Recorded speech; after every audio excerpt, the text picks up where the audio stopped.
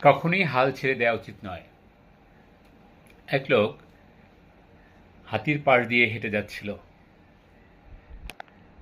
হঠাৎ থেমে গেলেন। একটি বিশেষ দ্বিধা মনে তৈরি হয়, তিনি থমকে যান।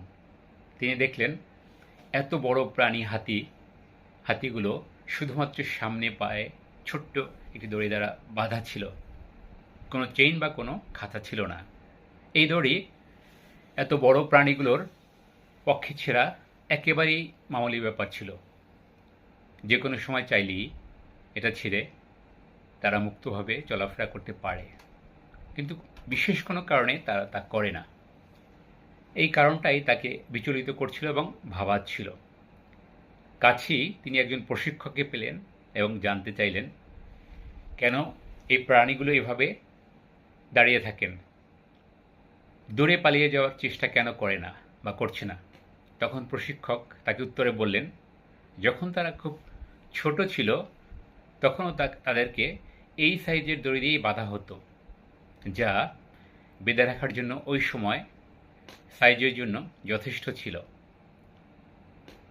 বড় হতে হতে তারা ধারণা করতে থাকে এই দড়ি তাদের নিয়ন্ত্রণ করছে। এটি থেকে বেরিয়ে যাওয়া যাবে না,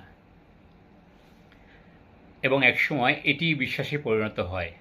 যেমন এখনও তাদের সাইজের চাইতে দড়ি অনেক ছোট হওয়ার পরও হাতিদের বিশ্বাস যে ওই দড়ি তাদেরকে নিয়ন্ত্রণ করতে পারছে, এবং তাই তারা বাইরে যেতে পারবে না এবং প্রচেষ্টাও কোনোদিন করে না। লোকটি খুব অবাক হয়েছিল। এই প্রাণীগুলো চাইলেই কিন্তু তাদের বন্ধন থেকে বেরিয়ে আসতে পারত, কিন্তু শুধুমাত্র তারা পারবে না এই বিশ্বাসের কারণে সেখানেই আটকে থাকে, সেখানেই তাদের আটকে রাখা হয়। হাতির মতো আমাদেরও অনেকেরই বিশ্বাস করে আমরা বসে আছি যে আমরা জীবনে কিছুই করতে পারবো না। শুধুমাত্র জীবনে কোনো এক সময় ব্যর্থ হয়েছিলাম এই কারণে। Moral of the story,